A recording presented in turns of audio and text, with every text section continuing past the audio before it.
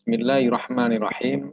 Eh, Teman-teman yang dimuliakan Allah, hari ini kita masuk pada pertemuan yang insya Allah menjadi pertemuan yang nampaknya menjadi pertemuan terakhir ya. Jadi penghujung dari mata kuliah kita PAI 4, yaitu khusus pada peradaban Islam.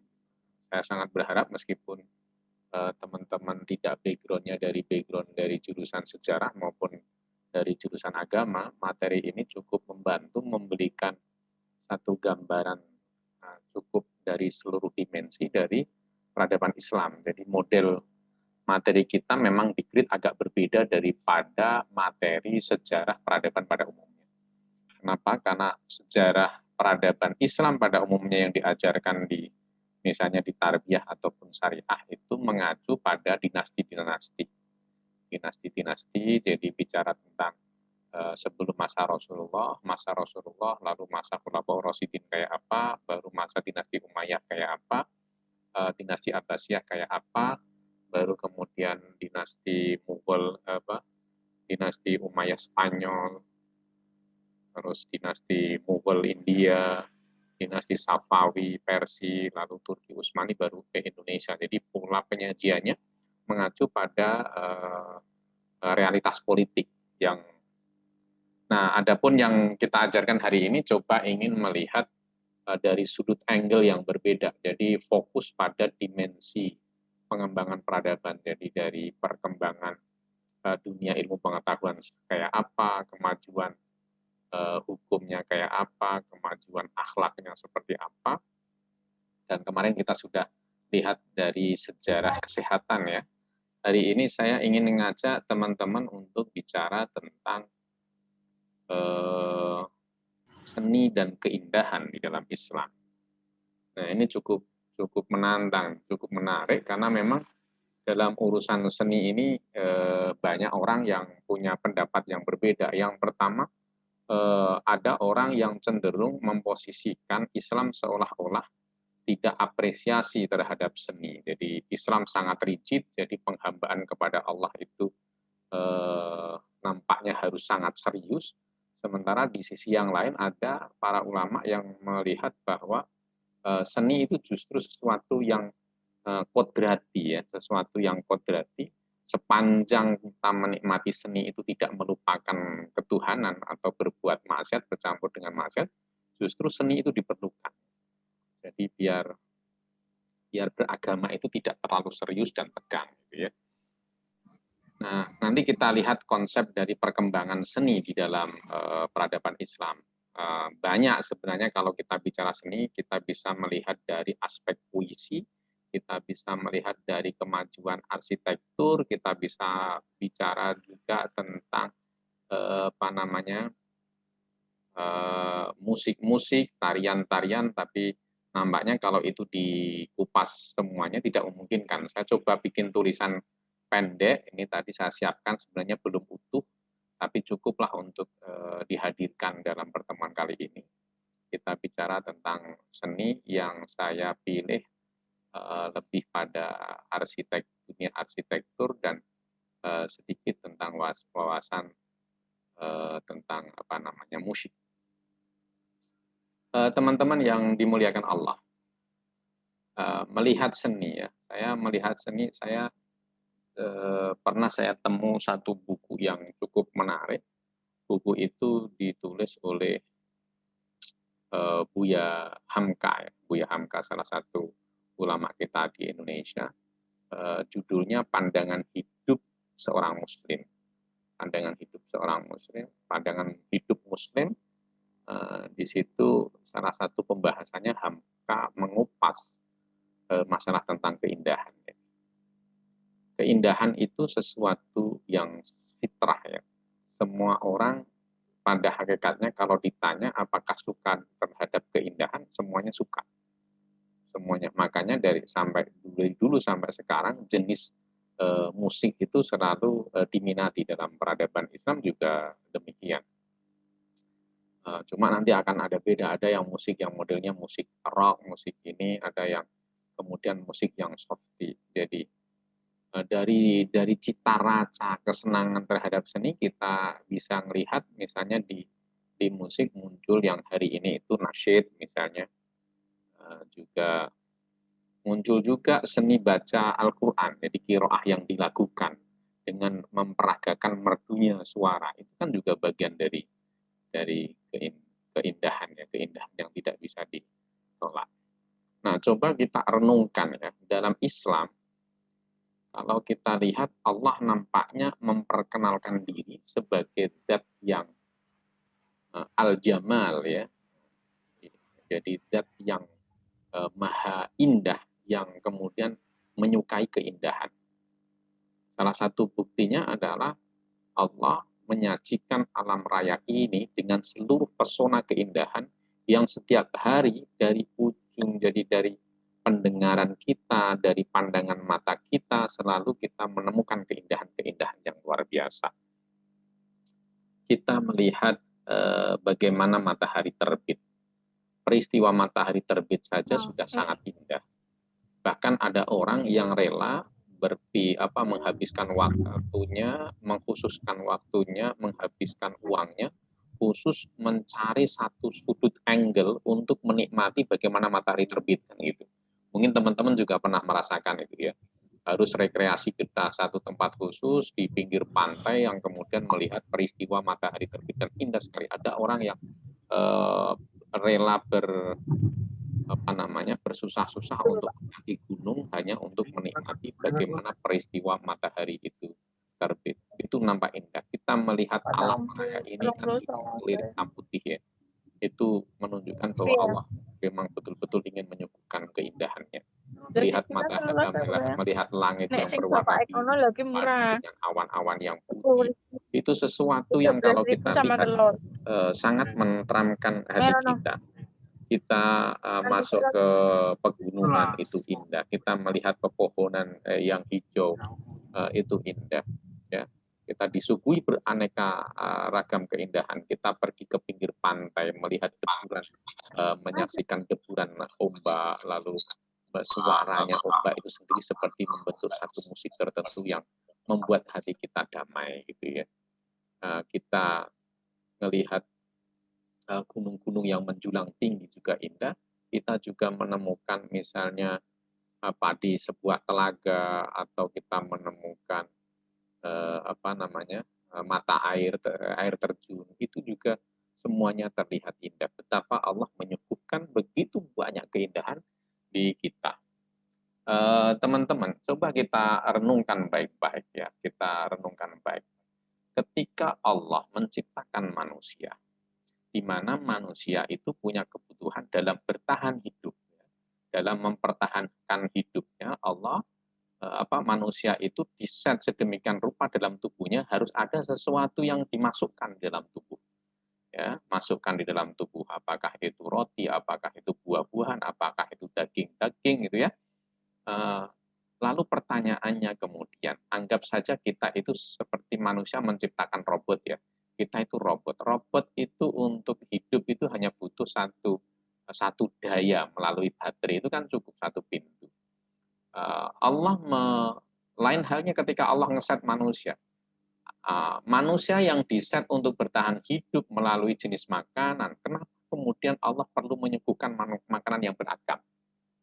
Dengan berbagai macam rasa, dengan berbagai macam bentuk yang mempesona. Bahkan ketika Allah menyuguhkan kepada kita beraneka ragam buah-buahan itu tampak elok.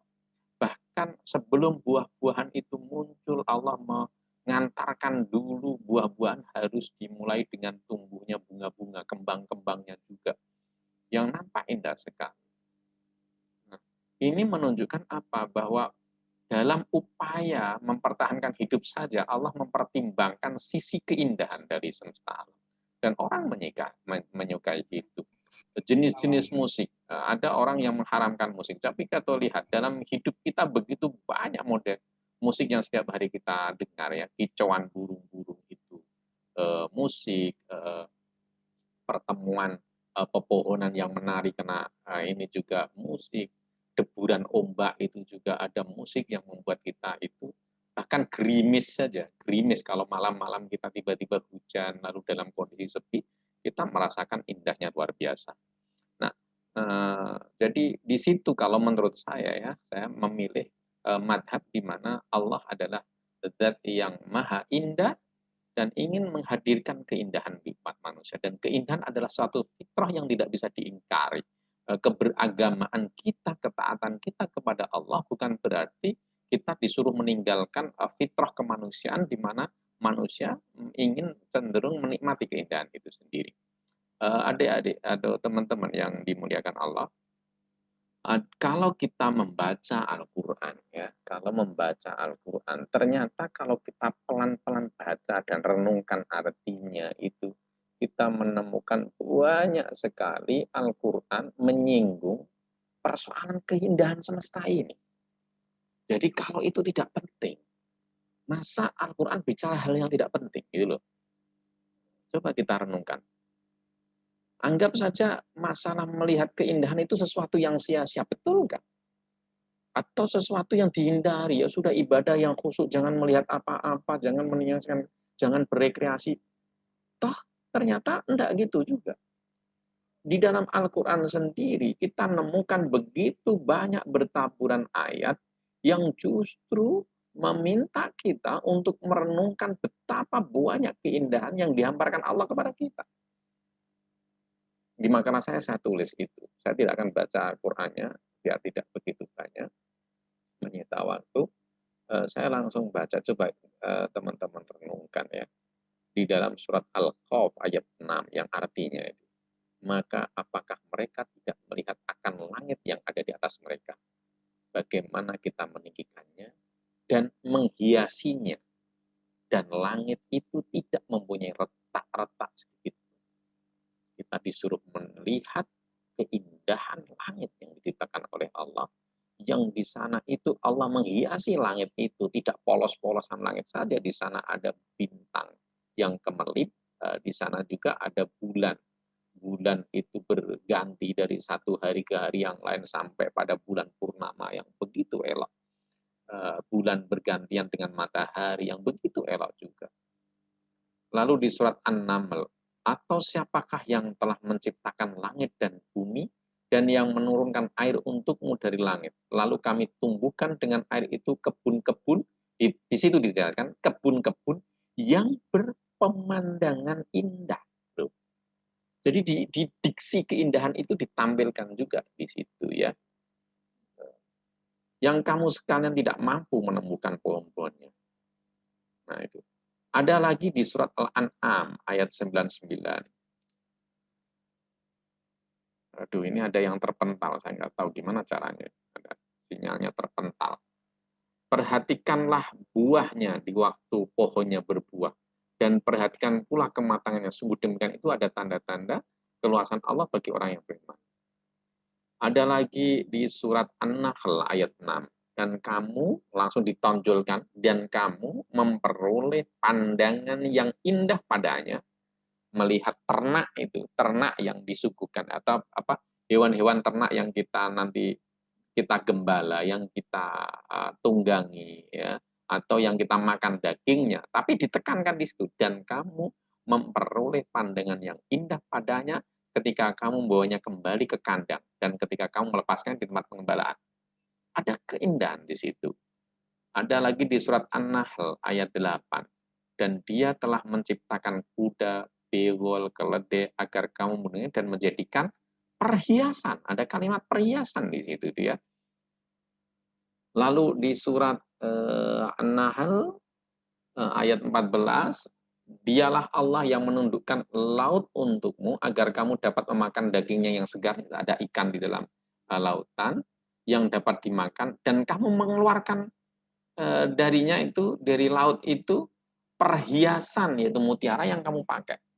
Jadi selalu saja ada diksi-diksi keindahan, tetapi kemudian ditekankan apa?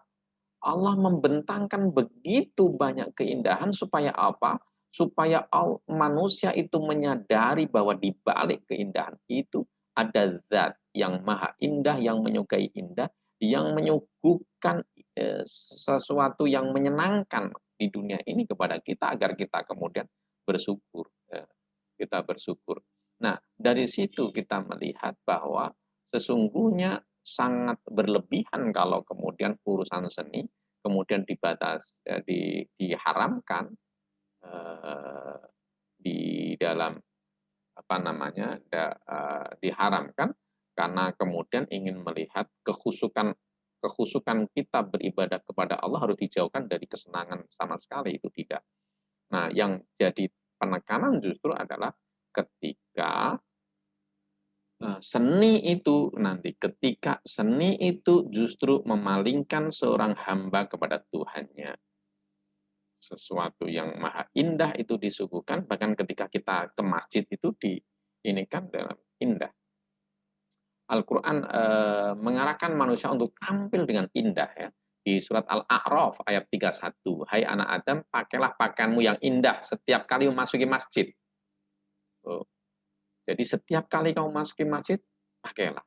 Jadi teman-teman, ada satu peristiwa yang luar biasa ketika pada zaman Khalifah Ali terjadi kekisruhan yang luar biasa, muncul kaum Khawarij yang kemudian mereka menganggap bahwa Ali telah jauh meninggalkan, sahabat Ali kata Khawarij itu jauh telah meninggalkan agama Allah gitu ya.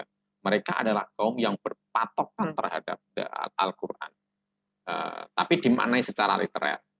Nah, suatu ketika bagaimana menghadapi kaum yang itu ya, kaum yang belakangan datang tapi ingin menggurui sahabat yang dididik langsung oleh Rasulullah, bahkan menyalahkan sahabat Ali, bahkan menganggap Ali sudah keluar dari jalan yang telah ditentukan oleh Allah ya. Menyalahkan Ali, menyalahkan siapa itu Muawiyah, menyalahkan Amr bin As, maka mereka kemudian bikin skenario bahwa akar masalah kerincuhan umat Islam itu di 3 orang itu, maka tiga-tiganya mau dibunuh. Ternyata yang berhasil dibunuh adalah sahabat Ali. Nah, kaum Khawarij itu ingin disadarkan oleh sahabat Ali pada waktu itu, diutuslah karena mereka senang mengutip Al-Quran, diutuslah sahabat yang ahli Al-Quran, yang ahli tafsir Al-Quran, yaitu Ibnu Abbas. Ya, Ibnu Abbas diutus menemui mereka. Lalu ketika Ibnu Abbas datang, itu pakaiannya itu bagus sekali. Lalu orang-orang Khawarij mencibirnya. Ini kiai kok pakaiannya api, kiai kok kedanan dunyo, kira-kira begitu. Jadi belum apa-apa Ibnu Abbas sudah disalahkan oleh orang-orang Khawarij, dianggap sebagai ulama yang kedanan dunyo lah, sukanya bermewah-mewah, sukanya menggunakan pakaian rapi. Saat itulah dan itu dibahas oleh mereka. Bagaimana mungkin kamu orang yang katanya ulama tapi pakaiannya bagus. Lalu sahabat Ibnu Abbas mengatakan, apa salahnya dengan pakaian bagus? Justru aku berpakaian bagus dalam upaya ketaatan kepada Allah, karena Allah memerintahkanku untuk berpakaian bagus. Buktinya apa? Itu tadi di surat Al-A'raf ayat 31, hai anak Adam, pakailah pakaianmu yang indah itu setiap memasuki masjid. Jadi itu tadi ya. Teman-teman yang dimuliakan Allah, keindahan itu menjelma keindahan itu menjadi inspirasi ya. Keindahan alam raya ini dalam dunia seni, di dunia Islam itu sangat menginspirasi lahirlah kota-kota yang dibentuk secara indah. Nanti kita lihat ya. Jadi para raja-raja muslim itu memang sengaja membuat kota-kota yang dibentuk sedemikian rupa sebagai bagian dari ingin menunjukkan kepada manusia tentang bagaimana wujud keindahan surgawi itu ditampakkan. Adik-adik, teman-teman ya, manusia itu dikasih amanah ya. Amanahnya manusia itu kan ada 2. Yang pertama adalah dia diminta, kita semuanya diminta untuk beribadah kepada Allah. Wa ma khalaqtul jinna wal insa illa liya'budun. Dan tidak aku ciptakan jin dan manusia kecuali untuk menyembahku, kan gitu ya. Dan tidak aku ciptakan jin dan manusia kecuali menyembahku. Ada aspek di mana kita harus beribadah kepada Allah. Yang kedua, manusia diciptakan Allah dengan sempurna melebihi makhluk yang lain dalam upaya, kemarin kita bilang, Ada amanah peradaban di situ. Jadi manusia harus memimpin makhluk yang lain, umat yang lain, menata bumi ini supaya lebih baik, ya. Supaya lebih baik, supaya lebih baik. Nah, amanah itu kan begini, amanah itu ya, orang yang menjalankan amanah itu seperti apa? Ketika sesuatu dipasrahkan kepada dirinya, sesuatu yang nilainya biasa, ketika nanti dikembalikan lagi bertambah nilainya, maka orang itu menjalankan amanah.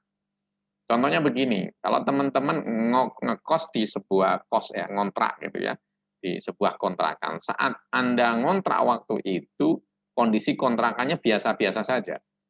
Maka rumah itu bukan rumah Anda, dititipkan kepada Anda untuk Anda tinggali 1 tahun.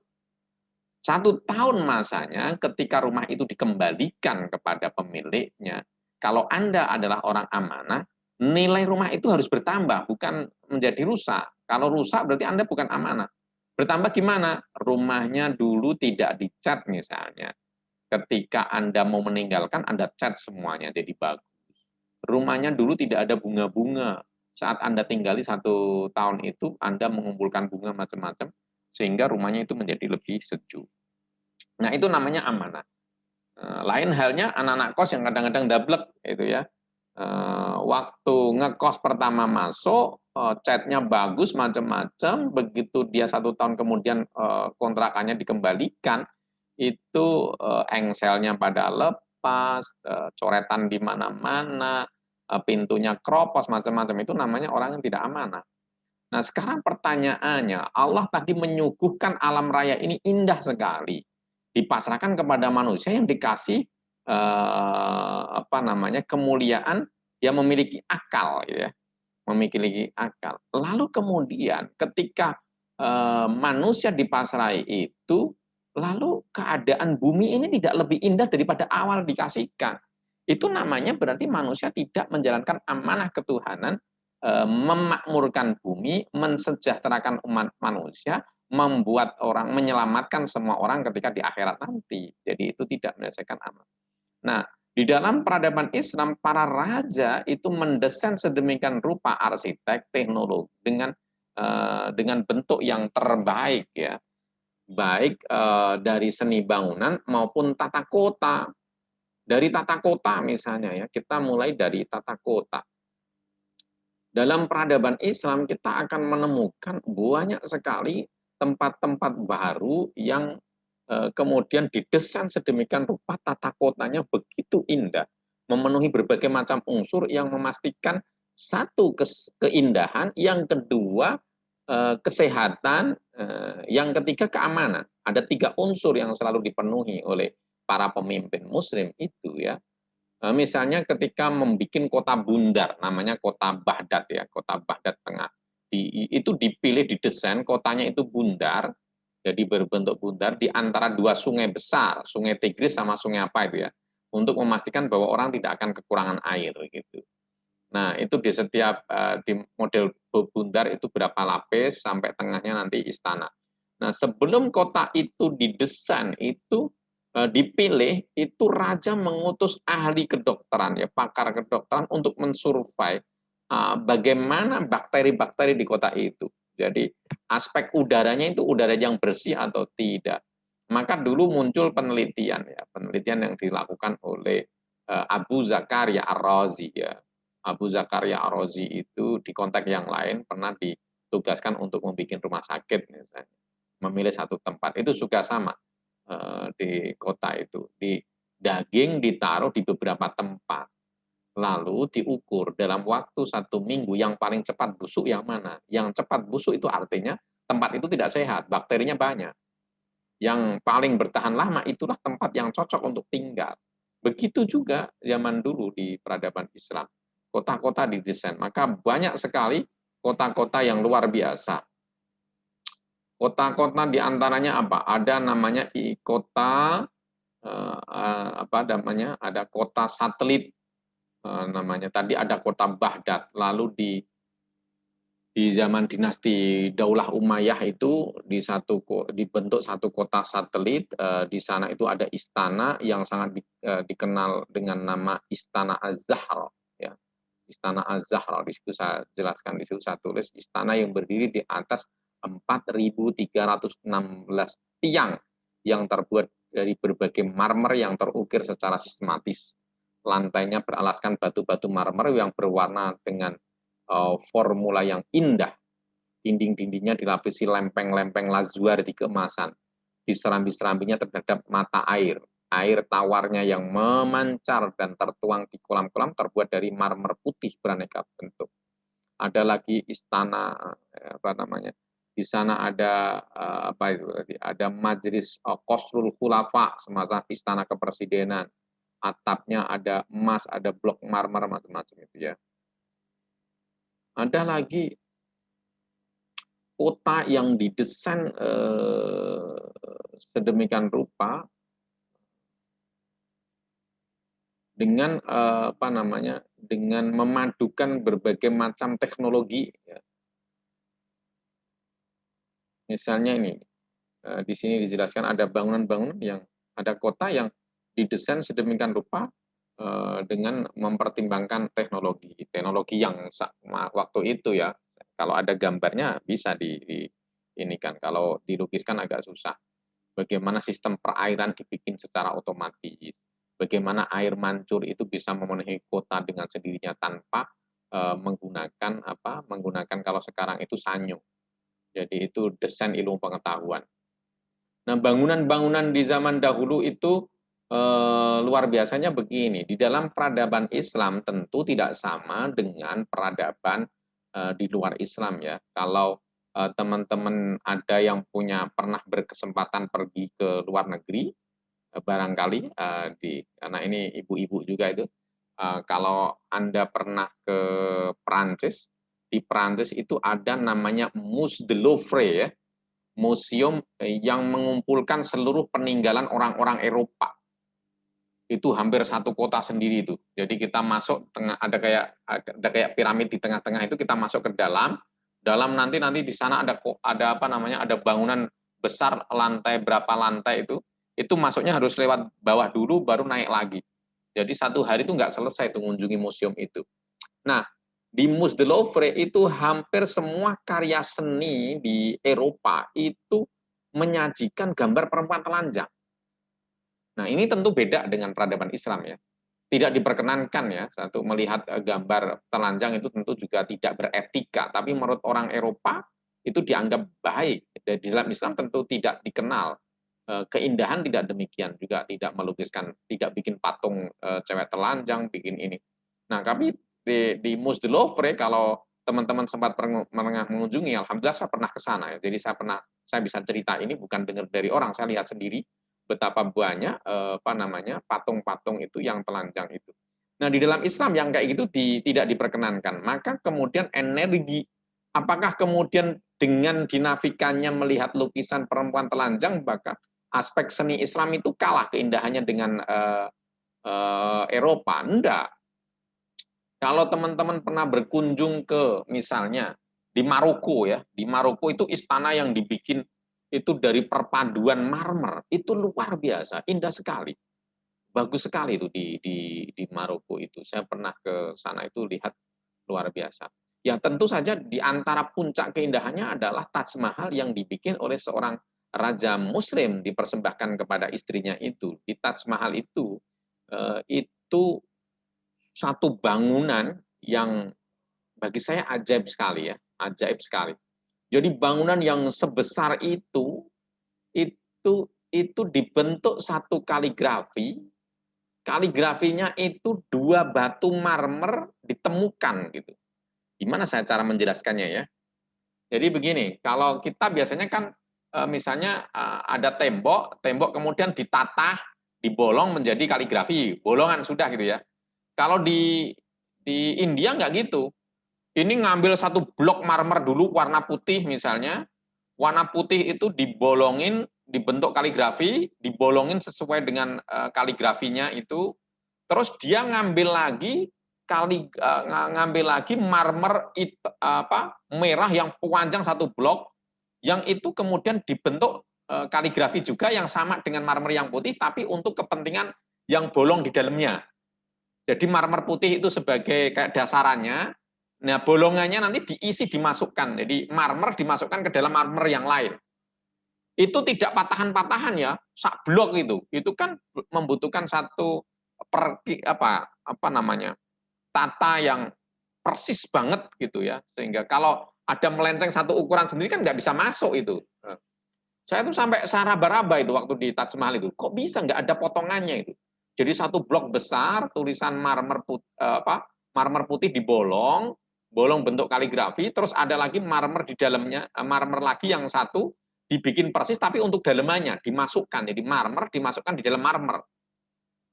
Nah, Taj Mahal itu didesain dengan teknologi yang luar biasa ya. Di antara teknologinya adalah konon bangunan Taj Mahal itu kan dibangun 22 22 tahun. Itu ngukurnya itu dari tangga yang kita lewati itu 22. Tangga untuk menuju ke dalam itu ada 22 anak tangga. Itu sebagai penanda bahwa bangunan itu diselesaikan selama 22 tahun. Nah, Taj Mahal itu dibikin oleh Raja Shah Jahan itu dalam upaya ingin menghadirkan keindahan surga di mata manusia. Maka bangunannya diposisikan persis seperti lukisan surga di dunia ini. Kalau surga itu ada tamannya, maka dia bikin taman. Kalau di sana ada air mengalir, maka Taj Mahal itu dibangun di pinggir sungai besar, pinggir sungai Yamuna. Terus ada tamannya, terus ada pohon-pohonnya yang indah, ada lapangan yang luas begitu di Taj Mahal itu. Lalu ada cerita, saya masih apakah benar atau tidak, waktu itu saya tanya pada guide-nya di sana, orang India, dia cerita bahwa ketika Taj Mahal dibikin, itu sang khalifah itu sudah sangat visioner memprediksi kalau suatu ketika akan terjadi gelombang tsunami yang meratakan kota seperti yang terjadi pada zaman Nabi Nuh gitu ya.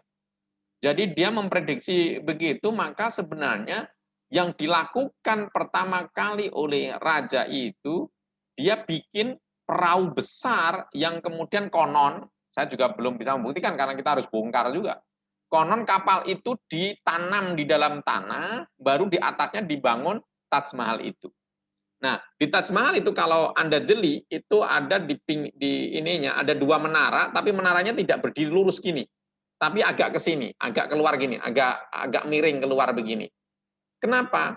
Karena bayangannya kalau tiba-tiba ada kayak gempa bumi macam-macam, itu jangan sampai menara yang di samping itu menjatuhi bangunan tengah. Dia jatuhnya harus keluar begitu. Pada saat keluar itu ada pengait yang membuat kemudian jumbul begitu. Jadi andaikan kondisi di India itu dalam kondisi yang betul-betul sudah hancur gitu, gempa bumi itu, nanti kapal itu akan keluar dan Taj Mahal itu akan mengapung di air. Itu sudah sampai di prediksi. Itu tata kota atau seni, karya seni yang indah, yang dipadu semangat religi dengan keindahan, dicampur lagi dengan kemampuan teknologi yang luar biasa. Saya berkali-kali waktu di Taj Mahal itu indahnya adalah kalau kita semakin dekat dengan bangunan, itu kelihatannya malah semakin jauh. Semakin kita mundur, bangunan itu seperti menyamper kita. Nah, itu permainan imajinasi kayak apa? Saya berkali-kali itu maju mundur gitu. Semakin saya maju itu bangunannya semakin kecil, nampak di ini kan. Semakin saya mundur, semakin kayak menyamperi saya gitu. Jadi konon katanya itu ya, ini Taj Mahal memang dibikin seperti psikologi cewek itu. Cewek itu kalau didekati dia mundur, kalau kita mundur dia dekat. Gitu. Kabarnya begitu. Saya juga itu luar biasa. Saya masuk di India misalnya ada istana Raja Mughal itu ya. Istananya itu Red Fort namanya. Red Fort itu istana yang ditinggali oleh raja-raja Mughal. Raja Mughal itu pertama namanya Babur. Punya nanti Babur diteruskan oleh Humayun. Humayun diteruskan Akbar, Akbar diteruskan Jahangir, Jahangir diteruskan Shahjahan, Shahjahan diteruskan oleh Aurangzeb gitu ya. Ada 6 atau 7 yang besar di ini. Nah, tempat tinggalnya itu di Red Fort itu. Red Fort itu dibangun, itu istana, pintu masuknya itu langsung, jadi istana itu dikelilingi kayak sungai besar. Terus ada kayak geladak itu apa namanya? Apa istilahnya ya? Jembatan untuk masuk istana. Tapi masuk istana itu memutar. Jadi jalannya agak ke atas dikit, tapi memutar gini, berbelok begini. Baru istananya ketahuan. Saya sempat tanya itu, kenapa istana kok langsung tidak blek di depan gitu? Kenapa harus ada dinding tembok tebal, terus kemudian ada pintu gerbangnya itu yang jembatan, terus kemudian jalannya memutar. Kata mereka itu begini, istana ini memang didesain untuk bertahan kalau tiba-tiba ada musuh menyerang. Jadi kalau musuh menyerang, anak panah tidak akan sampai ke dalam istana karena dia memutar tembok tadi. Jadi anak panah yang terbuka itu kan memutar gitu. Jadi nggak bisa langsung masuk ke tembok. Terus apa namanya? Jalannya itu agak agak agak ke atas gitu loh. Jadi masuknya nanti kalau ada musuh menyerang itu bisa dilempari bola-bola besi-besi yang bulat-bulat itulah untuk menyerang, digelindingkan bola-bola api itu untuk menyerang musuh. Jadi sampai segitu dipertimbangkan dalam peradaban Islam ya, teknologi berpadu dengan seni ya, seni keindahan gitu ya. Itu. Nah, selain itu yang luar biasa di waktu itu sudah dipikirkan sejenis AC. Jadi di tembok istana itu di tengah-tengahnya itu dikasih ruang kosong yang dialiri air, yang membuat tembok itu terasa dingin ketika kondisi musim panas. Jadi kalau musimnya panas dulu kan nggak ada AC itu, dikasih air gitu di antara tembok itu yang membuat tembok itu dingin. Nah itu. Terus desain suara. Jadi Raja India itu suka sekali mendendangkan musik ya. Itu ada satu tempat dengan permainan, kan suara itu terhantar oleh udara ya, aliran udara ditata sedemikian rupa, bagaimana ada satu lokasi yang kalau kita ngomong di lokasi itu suaranya akan menyebar ke seluruh istana tanpa pakai speaker. Dan itu juga ditemukan teknologi oleh Minar Sinan yang ada di Turki juga gitu. Jadi ketika Minar Sinan mendesain masjid, itu masjidnya yang ada di tengah itu ya, di tempat orang ceramah itu, di mimbarnya tengah-tengah itu kalau dia ngomong di pas mimbarnya itu suaranya akan menyebar seluruh masjid. Tapi kalau kita ngomong di lain mimbar itu tidak menyebar suaranya. Jadi memang karena desain teknologi itu.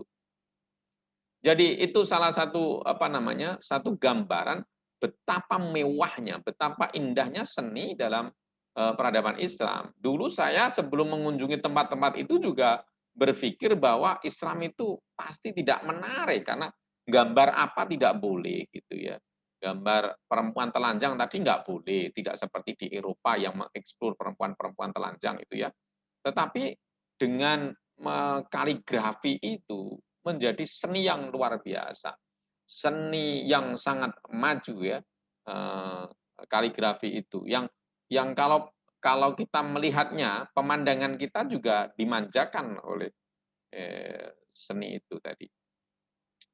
Nah, teman-teman yang dimuliakan Allah, jadi di zaman dulu sudah ada misalnya, ini saya bacakan, dalam merancang sebuah bangunan, para insur Islam rupanya tidak semata terkonsentrasi untuk menghadirkan unsur pindahan, tapi juga mempertimbangkan kesehatan penghuninya. Tadi sudah saya sampaikan itu ketika Khalifah Al-Mansur.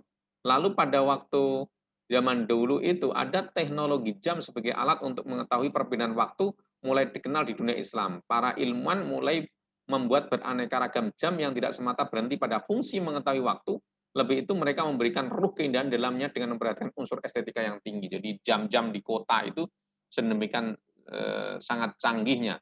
Kecanggihan teknologi yang berpadu dengan keindahan ini bisa ditemukan di Masjid Damaskus, di mana as-saati, sa'ah, jadi sa'ah itu jam. Jam itu ternyata ngambilnya dari nama penemunya, as-sa'ah.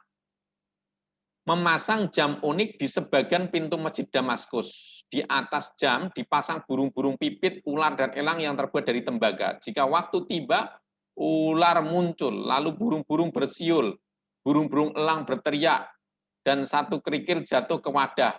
Dari itu manusia mengetahui bahwa waktu itu telah berlalu satu jam. Jadi sampai sedemikiannya ya, peradaban Islam menyuguhkan keindahan dari seni arsitektur. Jadi teman-temanku yang dimuliakan Allah, di zaman dulu musik itu juga sangat maju ya. Musik itu sangat maju, dikembangkan dan tidak dilarang oleh khalifah. Nah, apakah ada kemudian operasi orang-orang maksiat? Nah, gitu. Memang di zaman kerajaan-kerajaan Islam itu ada juga raja yang tidak begitu suka terhadap apa namanya seni begitu ya, yang jadi zaman dulu gitu gini. Zaman dulu kan masih ada perbudakan, oke? Zaman dulu ada perbudakan. Jadi budak itu kan fungsinya memang diakui di agama itu yang bisa dijual belikan, dan ketika kita melihat suara budak itu tidak aurat bagi kita dan halal bagi kita ya, budak kita itu milik kita itu ya. Nah, zaman dulu kalau ada orang itu di rumah-rumah itu ada musik-musik, itu biasanya yang menyenandungkan musik itu budak-budak mereka. Memang ada yang cantik-cantik itu, tapi itu budak mereka yang halal, jadi nggak dilarang gitu. Nah, kalau kemudian ada satu tempat, yang tempat itu memang difungsikan untuk kemaksiatan, baru kemudian raja atau penguasa gubernur itu bertindak. Kalau di rumah enggak, kalau di rumah itu apalagi diketahui bahwa yang memainkan musik adalah budak-budak mereka diizinkan. Yang tidak diizinkan adalah ketika kemudian main musik bercampur dengan minuman arak gitu-gitu, yang sama dengan kayak kita lah ya, yang melupakan Allah di satu tempat hiburan itu nanti akan orangnya bisa dipenjara di zaman dahulu. Orangnya bisa dipenjara, diadili dan kemudian di penjara tempatnya ditutup. Nah, itu kalau di zaman dahulu. Jadi gitu. Nah, musik sendiri di tangan para ilmuwan muslim itu menjadi alat yang terbaik untuk menghaluskan budi seseorang. Maka banyak sekali di dalam kitab etika di zaman dahulu, Anda boleh percaya boleh tidak, kalau kau ingin mendidik, menghaluskan budi pekerti seseorang, maka ajarilah dia sastra. Seorang yang sastrawan, yang menulis itu, sastra itu kan mengolah apa? Mengolah rasa kepekaan hati orang terhadap orang lain yang dilukiskan dengan kalimat-kalimat yang indah. Maka kemudian syair itu maju, sastra itu maju, syair itu ada ilmu syair itu ya. Ilmu syair itu kalau kita dulu, kalau teman-teman ada yang di pondok pesantren pasti pernah menemukan apa namanya? Ada ilmu mata kuliah arut. Arut itu ada baharnya. Bahar itu ada langgam suara. Langgam suara satu contoh ya. Saya ingatnya cuma satu tok ya. Ada rumusan musik bait itu namanya fuulun mafailun, fuulun mafailun, fuulun mafailun, fuulun mafailun. Ini satu bentuk jenis langgam suara. Nanti ada jenis rumusan yang lain. La ilaha illallah, la ilaha illallah, la ilaha illallah, Muhammadur Rasulullah. Ketukannya kan gitu, ketukannya. Itu namanya ada ilmu arut namanya. Ada rumusan-rumusannya. Jadi di zaman dahulu ada yang apa namanya sastra itu. Jadi kembali ke tadi, para ulama dulu mengatakan banyak saya temukan di buku-buku itu ada nasihat para ulama, kalau engkau ingin menghaluskan budi anakmu, ajarilah dia musik ya, dia biar rasanya terlatih. Jadi orang-orang peka rasanya. Nah, ada juga seorang ulama atau ilmuwan besar di dunia Islam seperti Al-Farabi ya. Al-Farabi itu membuat apa? Al-Farabi. Anda tahu nggak Al-Farabi? Al-Farabi itu satu filosof, juga ilmuwan, juga ulama. Dia punya karya ya dalam ilmu tata kota, mengarang satu karya namanya Aro Ahlal Madinah. Jadi negara yang indah, negara ideal itu kayak apa?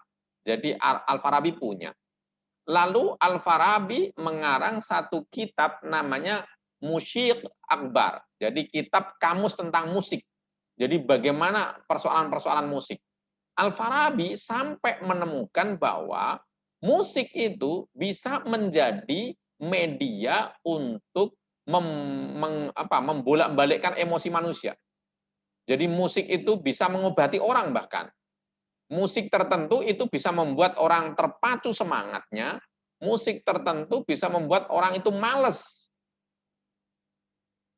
Nah, susah kan? Gimana itu cara? Nah, saya lama itu saya pikir, belakangan saya tahu memang begitu. Jadi contohnya paling sederhana ya, cara sederhana. Kalau kita naik mobil sendirian ya, Anda naik mobil gitu ya. Naik mobil sekarang musiknya yang mendayu-dayu. Kira-kira setengah jam Anda capek atau enggak? Dermaga saksi bisu. Nah, gitu-gitu. Naik itu baru langsung langsung klemas, klemas, klemas gitu. Baru seperempat sudah. Tapi coba kalau kita musiknya itu musik yang na na na na na na na na na na na na. Nah, gitu kan. Itu kan kayak terpacu tuh naik mobil nggak lelah itu. Dang dung gitu ya. Jadi musik itu juga itu dipahami betul oleh Al-Farabi. Al-Farabi itu pernah diundang raja memperagakan musiknya yang orang-orang tidak percaya. Dia petik satu musik dengan model musik tertentu membuat orang itu seperti terharu, pengen nangis. Dia petik membuat orang itu seperti tersenyum gembira riang gitu. Jadi musik itu sangat berpengaruh. Jadi di zaman dahulu segala sesuatu itu digitukan. Jalaluddin Rumi, salah satu sufi itu membuat tarian yang sampai sekarang itu terkenal, tarian Sema ya. Sema itu berputar-putar, itu ada filosofinya itu ya. Perputaran hidup itu berputar gitu. Makanya di Ka'bah itu tidak pernah berhenti berputar itu ya. Tanda kehidupan itu ya, perputaran gitu. Lalu berputar itu yang satu di atas, yang satu di bawah. Itu simbol bahwa kita itu manusia itu menengadah, mengambil rahmat Tuhan yang kemudian dibagi ke semesta alam. Menengadah rahmat Tuhan yang dibagi ke semesta alam. Itulah salah satu di ini. Nah, kita tidak mungkin banyak membicarakan itu ya, karena kita malam. Jadi ini anggap saja bonus, tidak. Saya tidak akan bicara yang panjang-panjang. Kita masuk ke Indonesia ya. Di Indonesia, Anda bisa lihat bagaimana musik itu punya punya begitu banyak ragam ya. Ada banyak filosofi. Nari itu ada filosofinya. Seperti di Aceh itu tarian saman itu tarian sufistik itu. Sama saja dengan syair-syair ya. Kita tidak boleh lupa bahwa Rasulullah pernah mengkader salah satu sahabatnya namanya Hasan bin Sabit. Hasan bin Sabit ini adalah orang yang ahli bikin apa namanya? Bikin puisi, bikin apa namanya? Syair-syair. Bahkan sama Rasulullah di masjid itu disediakan satu mimbar yang digunakan Hasan bin Sabit untuk membaca syair, mengkantar orang-orang jahiliyah ketika menjelek-jelekan Islam. Jadi seni itu bisa digunakan media untuk memperjuangkan Islam di situ. Ada syair. Nah, di kita itu ada ulama besar di saya lupa, coba saya lihat. Ada ulama besar di kita itu namanya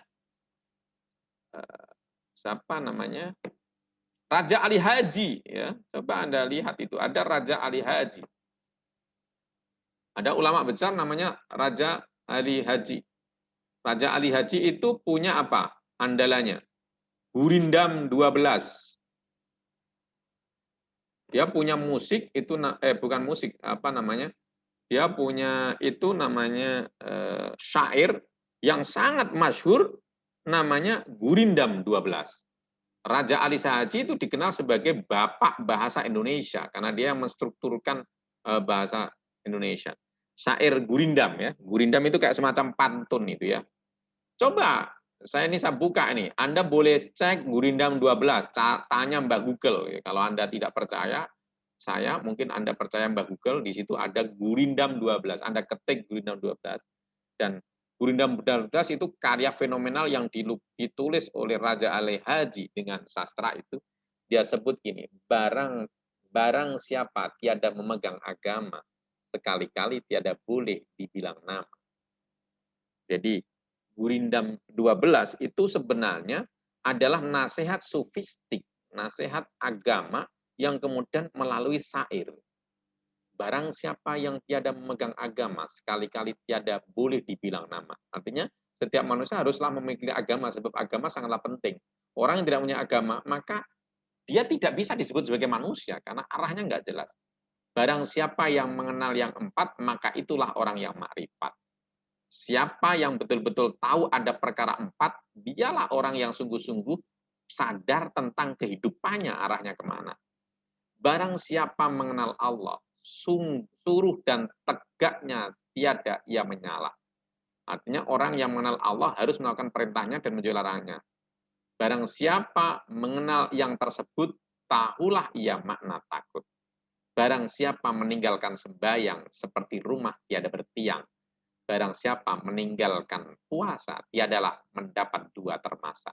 Barang siapa meninggalkan zakat, tiadalah harta beroleh berkat. Barang siapa meninggalkan haji, tiadalah ia menyempurnakan janji. Itu pasal kedua. Jadi nasihat Gurindam 12. Pasal ketiga, apabila terpelihara mata, sedikitlah cita-cita. Apabila terlibat kuping, khobar yang jahat, tiada damping. Jadi peringatan ini kalau kita renungkan hari ini terjadi. Kalau kau memelihara kupingmu, memeliharakan telingamu, maka jarang kita menemukan apa? Orang maki-maki, orang hoak, kabar sana sini itu kan awal mula semua dosa itu kan karena kita memandang, mau mendengar, yang kita dengar itu ternyata ngerasani wong macam-macam gitu. Nah, itu nasihat-nasihat itu ada di Gurindam 12. Itu Raja Ali Zaji, ulama Nusantara. Ketika di Aceh dulu terjadi perlawanan terhadap Belanda, apa yang paling efektif menggerakkan orang melawan? Dikaranglah saya lupa. Hikayat Perang Sabik itu karya sastra ya. Hikayat Perang Sabik karya sastra yang kalau dibaca ke orang, semua orang langsung berani, tidak takut mati, berani menghadapi Belanda. Yang mengarangnya adalah Tengku Cik Patikulu. Tengku Cik Patikulu. Lalu kita melihat di Pekalongan ada Kiai Rifai Alis Kalisala. Dia bikin syair, syair itu mengkanter ulama-ulama ulama yang berpihak pada Belanda. Oh, itu ada. Jadi karya sastra itu menjadi senjata untuk mewartakan kebenaran di dunia Islam. Seni itu adalah sarana orang mentadaburi semesta, orang biar ingat kepada Tuhan dan merindukan sampainya di surga. Jadi itulah hakikat makna. Jadi semakin engkau mendalami seni dalam dunia Islam, semakin engkau dekat kepada Allah. Berbalikan kepada di luar Islam bahwa seni menjadi tempat orang bermaksiat. Ya. Jadi itu gambaran. Jadi masih banyak gambaran-gambaran yang sebenarnya kita bisa tengok ya, banyak sekali kisah-kisah. Maka ulama-ulama dahulu, nah ini saya ingin tegaskan, ulama-ulama dahulu rata-rata adalah seorang sastrawan. Anda apa namanya? Saya ingat apa ya? Saya lupa ada bukunya. Saya punya bukunya, tapi tidak di sini. Kalau di depan ada saya ambilkan. Imam Syafi'i, Imam Syafi'i yang kita kenal sebagai imam madhab kita, gitu. Jauh sebelum dia menjadi seorang ulama, dia adalah sastrawan. Dia punya syair karya sastra, gitu. Satu kitab yang khusus membahas tentang syair-syair, gitu. Syair-syair Imam Syafi'i itu banyak sekali, dan di sana ada pelajaran hidup. Nah, di zaman akhir ini memang ada dulu di Damaskus, sudah meninggal. Itu ulama yang saya sangat kagumi, namanya Syed Ramadan El-Buti. Syed Ramadan Al-Buti itu mengarang satu novel namanya Mamuzen. Gitu. Jadi ulama itu novelis, ya. Mamuzen. Ada lagi kalau ini kontemporer ya, kalau Syed Ramadan Al-Buti. Kalau di zaman lampau itu ada namanya Ibnu Hazm. Ibnu Hazm itu seorang ahli fikih, dia mengarang satu buku namanya Taukul Hamama, sayap merpati. Jadi beliau melakukan penelitian tentang fenomena cinta. Jadi karya sastra. Ada juga karya sastra yang mencoba mensederhanakan pelajaran filsafat yang rumit, yang di dalam sastra ini ingin memberikan pemahaman kepada orang bahwa dalam fitrah dirinya, di setiap manusia, itu pasti akan sampai kepada Tuhan. akan sampai pada kesadaran bahwa di dunia ini ada pencipta. Jadi akan ketemu proses pencaruan dalam diri dengan orang yang beragama. Sastra itu ditulis oleh Ibnu Tufail dengan judul novelnya Hai bin Yaqdan. Hai itu hidup, Yaqdan itu sadar. Jadi orang hidup, anaknya orang sadar. Maksudnya dalam hidup ini kita harus sadar siapa jati diri kita. Gitu. Novel itu kemudian itu menggambarkan kisah orang yang hidup di tengah hutan, diasuh oleh rusa. Dan sampai kemudian rusa ibunya meninggal, itu kemudian dia merenung sekali tentang hakikat mati itu apa. Kenapa orang bisa mati? Kenapa orang yang sebelumnya gerak kok bisa mati? Dia merenung tentang alam, mana yang lebih istimewa? Apakah sesuatu yang di bumi atau di langit? Misalnya satu contoh ya. Kenapa yang di bumi ini segala sesuatu itu berubah? Ya, kalau kita punya batu, batu bisa kusam, diri kita bisa berubah, kayu kadang-kadang tumbuh, setelah tumbuh itu kemudian apa? Gugur, ya, berbuah dan gugur, lalu tua layu. Hewan-hewan ada yang mati gitu. Tapi kenapa kalau kita nengok ke angkasa tidak ada yang berubah? Matahari bertahun-tahun tidak tua, bulan bertahun-tahun tidak tua. Apa ini? Dia renungkan gitu. Sampai dia menemukan hakikat Tuhan. Itu novel itu ya. Novel. Nah, novel itu kemudian diambil oleh orang barat dari sisi pertahanan hidupnya, bukan basis filosofinya. Jadilah Tarsan. Tarsan itu sebenarnya ngadopsi novel Hai bin Yaqdan karya Ibnu Tufail sekitar tahun Ibnu Tufail itu 1200-an kalau nggak salah. Jadi sudah berapa tahun yang silam. Itu diambil oleh orang Eropa, kita orang Muslim jarang sekali membaca novel itu. Ya kan? Coba di antara teman-teman, siapa yang sudah membaca novel Ibnu Tufail, Hai bin Yaqdan? Nah, itulah sastra di dunia Islam. Jadi sastra adalah alat untuk mengajak orang menuju jalan Tuhan, tetapi dengan sangat lembut.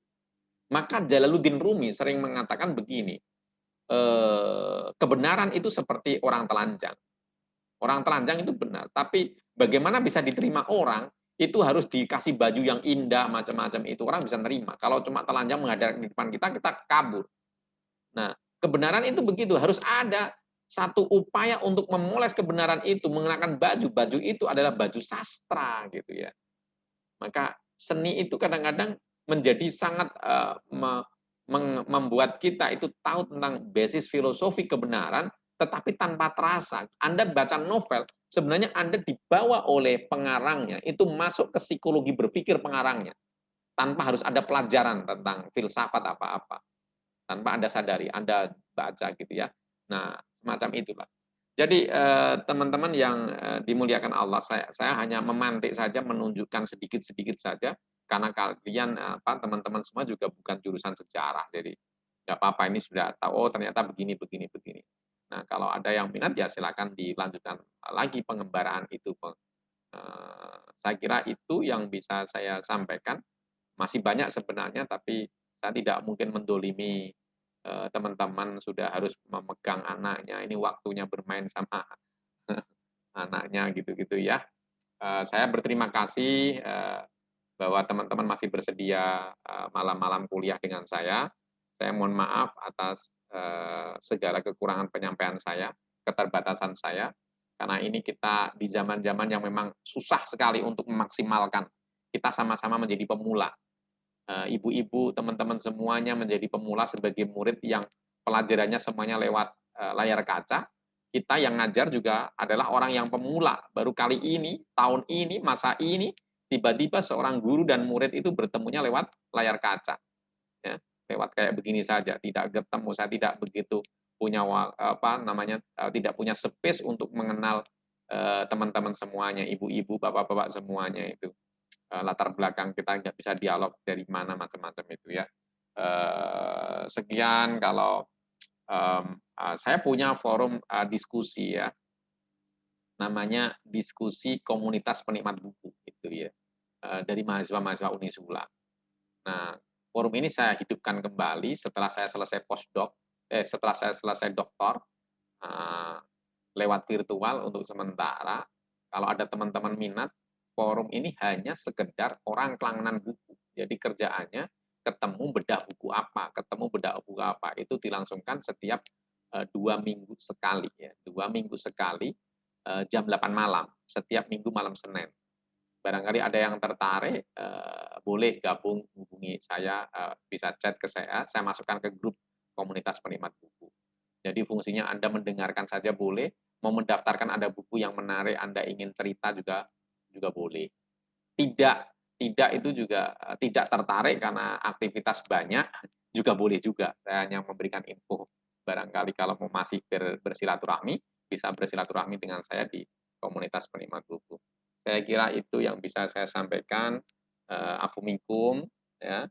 Selamat malam semuanya. Selamat beristirahat, selamat liburan. Billahi taufiq wal hidayah. Wassalamualaikum warahmatullahi wabarakatuh. Waalaikumsalam Waalaikumsalam warahmatullahi wabarakatuh. warahmatullahi Terima kasih wabarakatuh. Kak Muti.